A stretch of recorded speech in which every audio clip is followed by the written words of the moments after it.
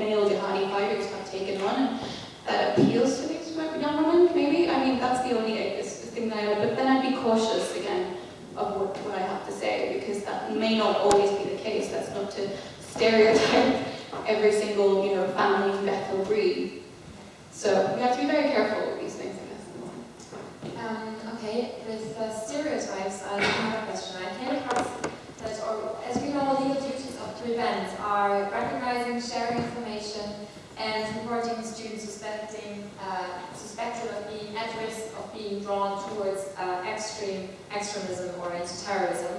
So what I read was that in 2010, the UCL Student Union had handed over names of the Islamic Society to detectives.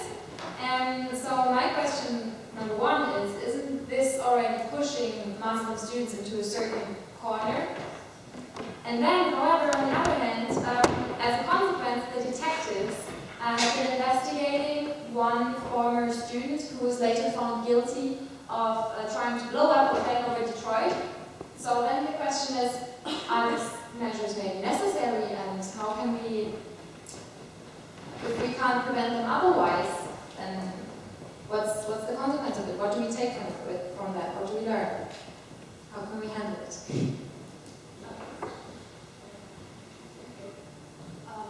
So this idea that prevention is necessary, because so it's interesting that you mentioned the UCL sort of union handing over the names of students.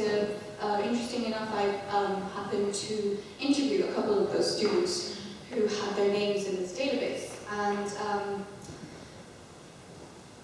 the responses were, unfortunately, in terms of the research, it was skewed. So on one side, we had students who were, they felt more threatened, they felt even more isolated, and kind of cautious of their every move, because they just happened to be on an email list. For them, that was, someone had the police come and talk to them at home as well, through their affiliations with sort of top members of the Islamic society. But then I happened to speak to one person who was on the committee, and I wanted to keep this anonymous, but he spoke to me about the bomber that you mentioned, because they were at university at the same time. And according to this young man, he felt that actually it was intrusive, this idea of having his name on this database and for the police to speak to him. But at the same time, he felt that, something so major had happened that it was almost like he referred to it as a necessary evil. So, and that was a very personal experience for this man to encounter. But so, like I said, that whilst there are people who will obviously quite rightly feel intruded, there will also be people of the opinion that it's necessary, it's deemed necessary. And I think, speaking to the second person in question who wasn't that offended by this, he felt that it almost encouraged him to work alongside the Met. So he actually he was fully supportive of this, and in fact his entire family was, because the thing is, it's difficult. It's difficult constructing these policies. It's difficult to engage with people on both sides. So either it's through the police going into communities, or even within communities themselves. Communities are so divided, even subsections of communities. So I think there is no clear answer. There's no right way of doing things. But I think the overwhelming sentiment is definitely more so leaning towards the fear and the intrusion, and the fact that almost it's self-perpetuating fear. So that's kind of it. Well, obviously prevent it. So, and essentially, to answer the question is, like I said in my part of the talk, that although the strategies themselves at the moment aren't really functioning as they should be, or as we wish they should be, it's not to say that preventative measures are unnecessary. So that's kind of what I have to say. I think the only thing I would add is, on a practical level, when you decide to monitor somebody or a group of people, you're doing it because you think that they're displaying Maryyum already slightly mentioned it in her speech, but basically, in order to understand what those signs of extremism are, you kind of need a consensus over what extremism is. And that's been the biggest farce of our policies in the last 15 years since 9/11. But I think, in general, we finally now got a consensus of what extremism looks like, or signs of extremism in a policy world, in Whitehall. But I don't think we've actually got a consensus of what extremism is in Muslim communities that we want to try to engage with. I mean, the general effort so far has been to try to make a community-led response to extremism, and this idea of let's get the communities to start thinking themselves about extremism in their own backyard.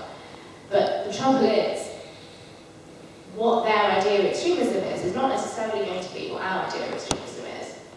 If, for instance, I'll give you an example, if a mother sees her daughter decide she suddenly wants to wear the hijab, which is the headscarf, is that mother, who's been brought up in a Muslim society, who is brought up with Islamic heritage, going to suddenly flag that up as something worrying? Is she going to see that as something that's a sign of extremism? She's not. This isn't something that they fear. They're not going to suddenly fear if their son starts to pray more often, becomes more pious. And that isn't a sign of extremism. It's an amalgamation of things. And actually, it's one of the biggest problems, which is our parents haven't had any knowledge of their children getting lured in by groups, is because we don't talk to our parents anymore. We don't need to. Our parents don't talk to us. It's a problem that's affecting not just terrorism and extremism, but also drug use and crime and everything. It's just a fact of the modern world. So I think that's become one of the hardest parts about trying to implement a community-led response, is that we need to do more listening, which is exactly what Maryyum said. When we go into the community and say, will you get on board and try to help with this counter-extremism effort, we need to listen to them about what they think extremism is, because they're going to have a much better idea of what it is, and often they do. I mean, you speak to members of the Islamic societies at universities, they've got a great idea of what is completely unacceptable in their circles, and they can tell what extremism is much better than anyone, a teacher who doesn't ever engage with students on the level that you would need to understand what their political views and how they've changed over the last few years, for instance. I think that's where the challenge is on a practical level. Very interesting, thank you. I will have some more questions, but I first want to check if there are questions from the audience. Yes, there are.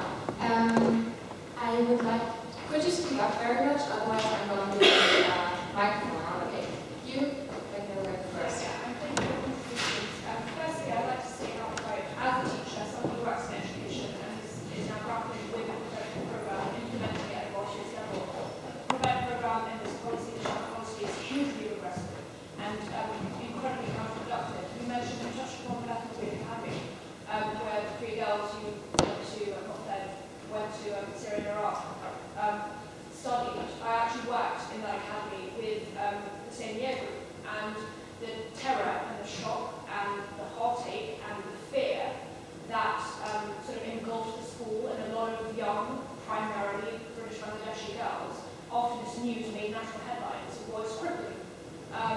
In terms of the social demographic, the vast majority of them were from over the states and the surrounding states. You're dealing with students who are from a very sort of low socioeconomic background. There's a whole host of issues, as Ms. Maryyum touched upon, that were at play. So as a policy, I've seen in real terms, on the ground, in classrooms, young British Muslim students now almost afraid to speak up. There is silencing of any form of dissent. They don't engage in class. There were perhaps their contributions leading to them being referred. I've had students casually sort of joking about, albeit in a sort of like dark, humorous way, oh, you don't say that, you know, this whatever, they can't find it, you could end up in Guantanamo, you know. So now there's this pervasive fear of the prevent policy, and somebody who works in education. For me, this isn't something I'm willing to partake in. This is something that is essentially an erosion of our civil rights. It's hugely regressive, and as an educator, I'm now having to choose between developing the mind and helping young people develop, you know, and sort of pursue their curious interests and sort of express themselves, and then actively silence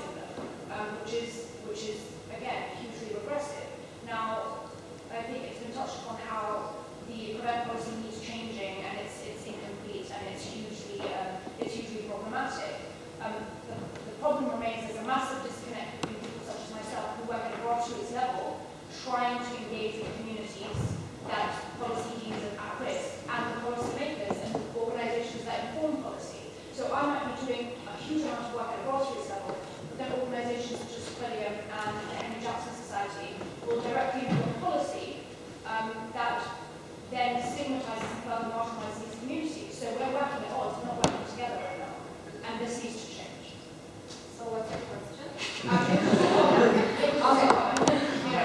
just a sort of practical example of how this is happening, just to show the awareness of speakers. Would you like to comment on that, or should we first get some more questions to see where this is, where the others feel like? We'll touch on it and we'll get some more questions. Oh, sorry. Okay. Yes. Yeah, please. You. Yes. Hello. Thank you again also for your contributions. I have a question. Like, my perception is that very often there is a mix-up between Islam as a religion and the kind of economic and military suppression in the countries where you have Islam as the main religion. And my perception is, as a result, people who oppose this economic and military oppression go to these countries and fight for an Islamic state instead of using democratic means in their home countries to argue against this oppression. So I'm actually wondering, like, is there any value, and if so, are there any tools to kind of clearly separate that there is one thing, which is Islam as a religion, and then there's another thing, which is maybe not okay, is the suppression of those countries. And if you kind of clearly separate these two things, then you stop people from using Islam as a means to actively fight this oppression. Yeah, I think the biggest challenge when it comes to understanding the Islamic aspect of jihad, which all sounds really paradoxical because it's hugely around Islam and jihad. But I think the trouble is that Islam is increasingly being seen as resistance, a symbol of resistance and defiance in modern day. I think that stems a lot to do with Middle Eastern politics and how groups like the Muslim Brotherhood started to become the centre of that defiance and resistance against oppression in the region. And that's where a lot of it's been conflated, this idea that Islam has become the space through which people have been able to express their discontent. And that's something because it's such a social religion. It's a religion that's always looked at the social aspects, and it's got a sort of structure that can be applied to some sort of state formation, which makes it slightly unique to other religions. But I think the trouble is that with trying to separate the two, you end up ignoring the fact that Islam is being used to legitimize a lot of very, very harmful activities. And it's almost, it's a hijacking of the religion. But there are certain aspects that you can see that are mainstream beliefs of Muslims. And it's very uncomfortable, and it's very uncomfortable for people, especially Muslims, to admit that a lot of the beliefs that are being used are still quite mainstream ideas, or at least are not completely fringe among Muslim communities. And I think that this has become the biggest challenge, because I think for so long, Islamic debate has been dominated by a very elite circle of theologians. People rely so much on Islamic theologians to explain how it can be applied to the political and social world. The amount of Friday prayers people will go to, and either an imam will either talk completely about politics and not touch on the religious aspects and the spiritual aspects of Islam, or they'll talk completely about the spiritual and completely ignore the elephant in the room of politics and some of the horrible things that are happening in the world today in the name of Islam. And so I think one of the biggest challenges is that people have just become a lot of communities have become so uncomfortable about how they can balance this debate and how they can actually add anything positive to the debate, because they find themselves just building an echo chamber of ideas that isn't really reaching out to those young people who are desperate for guidance and trying to navigate their political views and their religious beliefs. And that's the hardest thing that's happened in the modern world, is this idea that yes, I can be a Muslim, I can be a symbol of defiance and resistance, but I can still separate my beliefs and some of the really very sort of classic ideas and very sort of debated and controversial ideas of Islam have been debated for centuries. I mean, it's astonishing how new Islamic theologians have gained so, old Islamic theologians that became so old-fashioned throughout the 50s, for instance, and suddenly got new space, people have just revived them and added them to the debate. People like Ibn Taymiyyah, who didn't have any sort of, in a completely lost fashion in terms of using it, and now it's become a new tool for how we talk about societies and how we talk about our communities and how we talk about the sort of the development in Islam. So I think in many ways we really need to start from a Muslim point of view, looking at Islamic theologians. We need to start becoming a lot better at dealing with this debate and helping young people navigate their beliefs and their political views. I watched a painful counter-narrative video with Bin Bayer. Bin Bayer is a really famous scholar in Islam who's been used a lot for counter-narratives and countering ISIS ideology.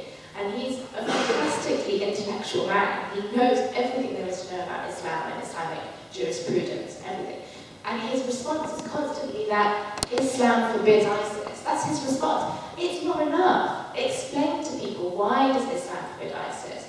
How can you become a symbol of resistance and defiance on a peaceful level without holding arms, but still be true to your religious beliefs?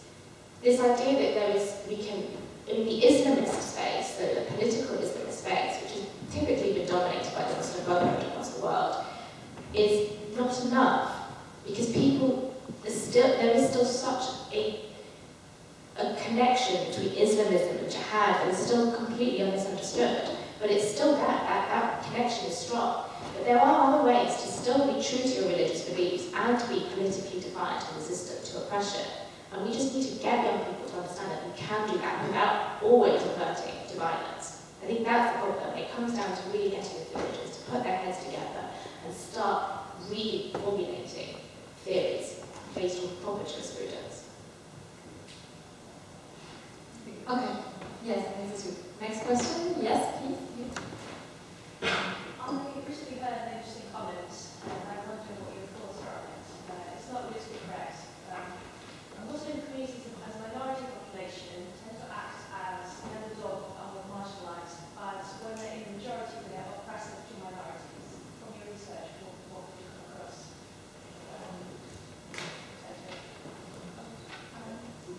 So your question, comment was that Muslims, when they are a minority, they're oppressed, but they oppress more when they are a majority? So,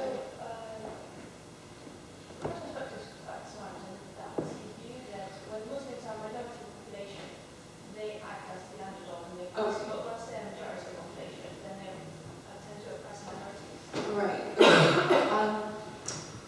Okay, that's an interesting comment, and I feel that maybe one way of kind of, taking a step back from it, we can take Muslim out of it and, replace it with absolutely anything, a different community. I'm pretty sure people make these remarks, right? I think almost, I don't want to get too psychological about it, but this whole us versus them mentality, self versus the other, it's very intrinsic to human nature.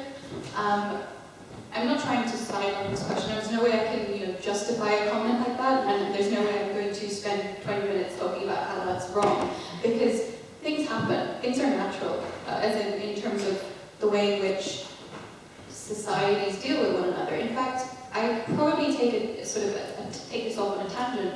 Even looking within one community, right? I look at a lot of intra-community divisions. So even within, because Muslims are a highlight of the day, and the topic of till God knows when, let's talk about Muslims, okay? And also it's relevant to my research.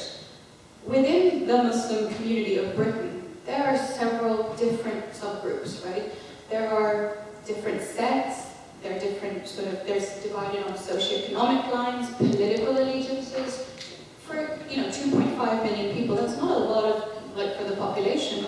And there is a tendency even within that community to suppress voices. There are, the classic one is voices of women. We don't hear very much from women. Well, stuff like that. My essential point is that it is something that it does happen, and there needs to be a way around it, especially when working within communities and trying to essentially bring out the less prominent voices, the stifled voices. It is a huge task, and it's something that needs to be done. So I'm trying to stay away. I'm trying to be as politically correct as possible by not answering the question. But I think we need to contextualize things, is what I'm saying. So do you want to talk about this question? Yeah, I think I would just say there's such thing as orientalizing Muslims. And if you don't know about Orientalism, then it's really exciting, it's always really good. But I'm not sure I'm voting what you're trying to say. I think it's obviously, it's important to mention, I'm pretty sure that quote probably came from a much broader conversation. And he probably qualified it a lot when he said it, or she said it. But I would say that there is a tendency to look at Muslims in blocks.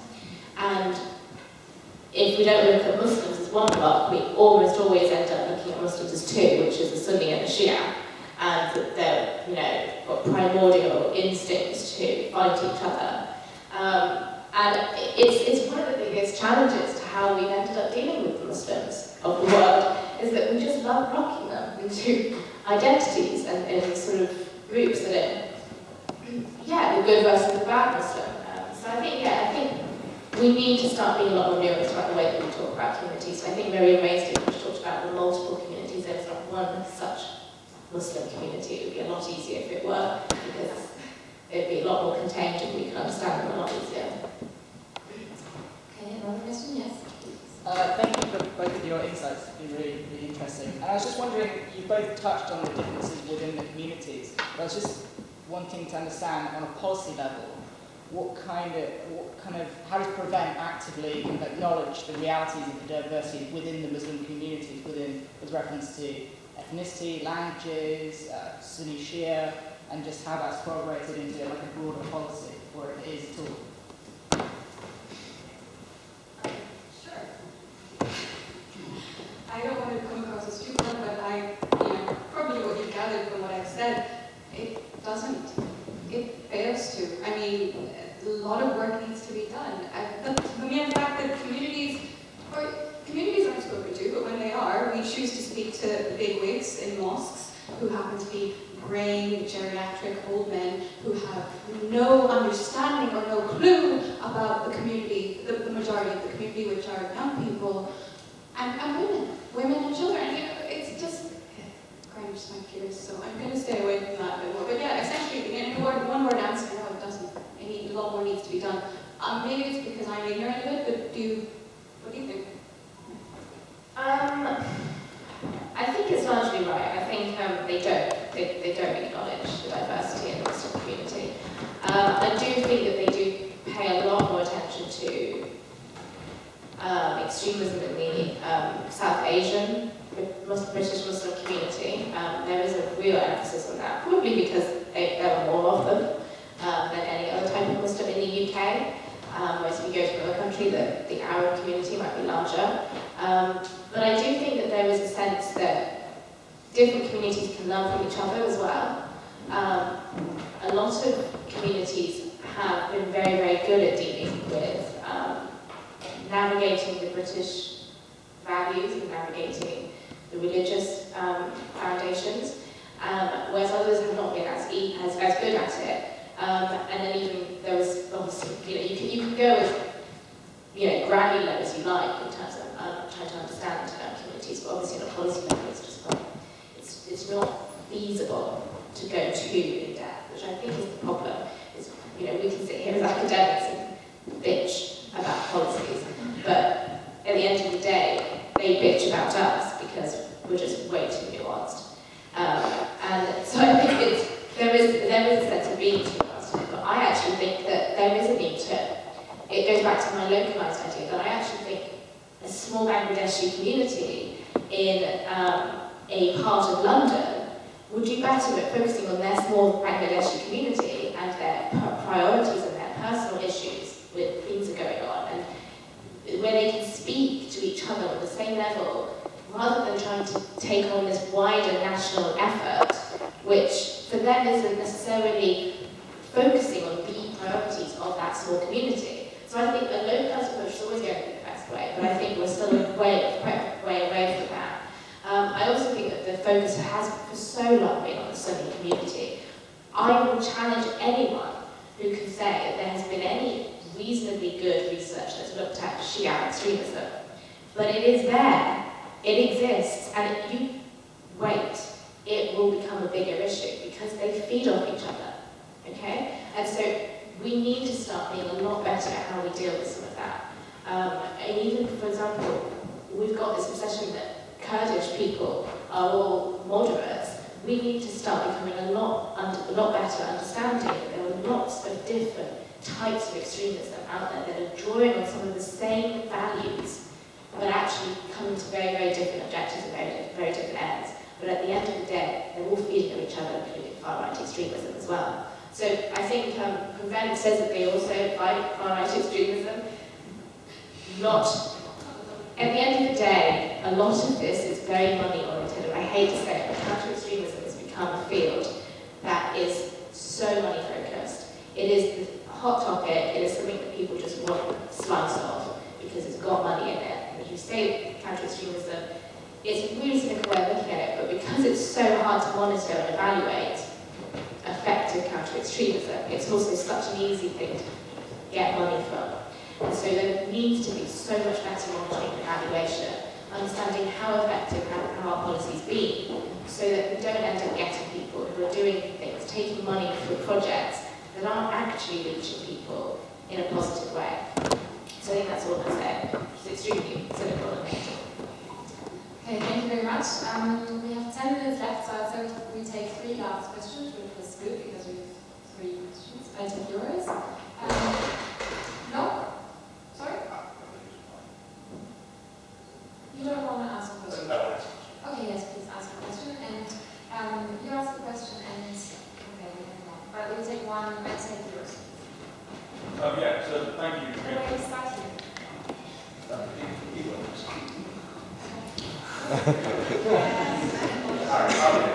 So my question actually is, first I thank you guys for your very informative talk.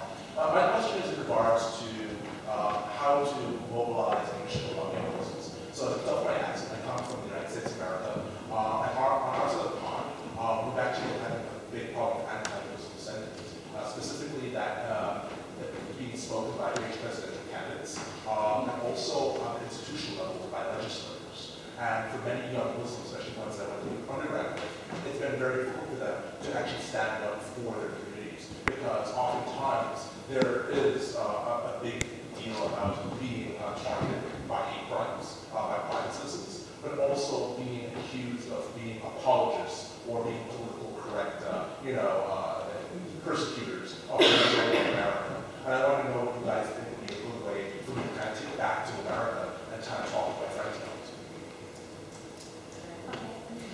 Would you like to listen to the other questions first? Yeah, could I actually get the very first part of the question? I actually slightly missed the very first part. So my question actually is, so how can people have outreach and mobilize young Muslims to take on leadership and kind of take away this idea of old men representing their communities, or let's say other people? Okay, so about outreach. The second question, please. Last week, the Prime Minister initiated a counter-extremism program in collaboration with the Islam Foundation, under which school-going children of Muslim origin shall be closely monitored for any signs of apparent extremist tendencies. Do you believe that such an act would isolate them in the long run, and because it would be in fact detrimental? So would it isolate them and alienate them in the long run? Okay, and the last question. Yeah, so sort of again on Prevent, it seems one of the worst things about Prevent is actually public perception of it rather than exactly what it does. And you say that grievances permeated to a local level, this is where the counter-narrative needs to come into play. My question is regarding, do you think the whole preventing Prevent narrative has gone too far down the line to be able to do anything and regain any element of trust within the communities? If so, what would a practical alternative be? And if not, how do you think it can be satisfied? Please. Sorry. Who wants to start? So, thank you for your question. Outreach and leadership initiatives amongst the youth. I can think of a lot of examples that are currently in place within within sort of, I remember I was part of an interfaith leadership program. So there's so many initiatives, especially this side of the pond, where a lot of youngsters are encouraged to, and also I went on it because it looked good on my CV, but essentially it engages people to work with, so I work with the Three Faiths Forum, if everyone's familiar with that, their undergraduate parliamentary scheme. I think I see a graduate there actually, maybe not, you looked around. So there's, so essentially it means working with, I'll give very briefly, working with alongside people of, when I was part of it, it was Abrahamic faith, so there was a Jewish youth member, a Christian youth member, and somebody of Muslim heritage, and they worked together on an action project that were mentored by an MP. Since then, the Three Faiths Forum has opened up to incorporate anyone of any faith or no belief, well, no religious belief, and it's an amazing project. So there's so many different sort of youth leadership programs available to people. But I do, like I said earlier, I'm strongly and fervently against this whole idea, which is in place at the moment, of having elderly men represent communities. But obviously, these things take time. So it takes a lot of time to firstly engage with communities, listen to them, and then to reach out. And as Emman said, it's a lot of money. And the people who achieve it often kind of toe a line that's already been done for several years, so it's very difficult to move away from in a way. So that's just one example of many such sort of leadership programs. And also another example, I think this isn't something so common in the States, but here within sort of the main sort of universities that I can think of, a lot of students of Muslim heritage are also quite politically active, and I think that's an increasingly that's an interesting phenomenon to see. But and I look at that in my research. I look at how the different ways in which people express their identities and how they negotiate sort of being British and Muslim. So for many of them, I mean, look at any students' union within London, you'll definitely see many youthful sort of people of Muslim backgrounds. That's not necessarily to say that they're, just because it's Muslim. Muslim in itself is, under academic, it's a contested term. It's something that is self-describable. So, or when it is self-described, you pick and choose almost. What does it mean? So one of the questions I posed to people in my research was, what does it mean to be a Muslim to you? So that was across the board. Going to have a pain kind of transcribing all of that and putting it to work. But I think that's essentially what I'm trying to say, is that there are so many avenues open to young Muslims, and many are making use of them. And I think it's great to see. I don't see that happening so much in the States, correct me if I'm wrong. But that's probably it. Maybe, that's probably the way to go. I'm sorry to have so long on that question. Do you want to, did we take a question by question? How do you mobilize people? I guess there's a lot of creative things that have been going on, and I think as we start to push the effort towards the civil society a bit more and start to move further away from securitizing the counter-extremism effort, I think we're getting a lot more creative in terms of who we are motivating to get on board. It's becoming a lot more attractive now to actually get involved and do something for your community.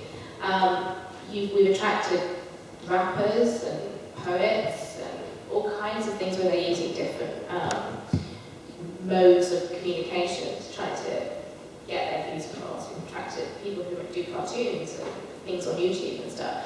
I actually think that the online space is probably the best way forward because I think so many of us young people, we do a lot of our engaging online now. And I think in many ways the online space is largely uncontested. I think we do a lot of stuff where we have a rant on our social media to our friends, where only our small circles will ever see it. And a lot of great morsels of knowledge and wisdom comes out of that, but it doesn't end up getting disseminated across lots of different people who could really value some of those views. And I think sometimes we end up tunneling our vision a little bit and internalizing how we look at things, and we don't really share a lot of the positive stuff that's out there. I also just think that when we go on about counter-extremism so much, we tend to end up, it's again preaching to the choir. A lot of the stuff that we do, we need to sort of find a better way of reaching out to the people who really need to hear some of the stuff that we've got to say, or to see some of the great products that have been created out of some of these great, awesome people. Because I've met some amazingly creative individuals who are dedicated to this now. One of the biggest challenges that people have found is that even though counter-extremism does have a lot of money behind it, the stuff that you have to produce is actually really expensive to come to any kind of quality that ISIS are able to produce. The sort of quality that you're needing to make, you need a lot of money for. And a lot of this work is now on a volunteer basis. So you kind of have to have the luxury of being able to volunteer and do all of this work, which is very time-consuming, without being paid for it.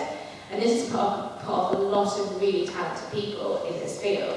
And I think until we can find a really good way of being able to fund this kind of thing based on a proper, sort of evaluation basis where we look at things that are working and put money in the right places, we're always going to make a lot of naff things and only a very small amount of really good things.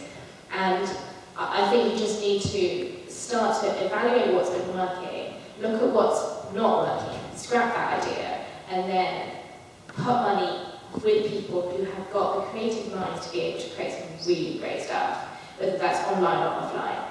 So I think it all comes down to just in the next few years, I hope that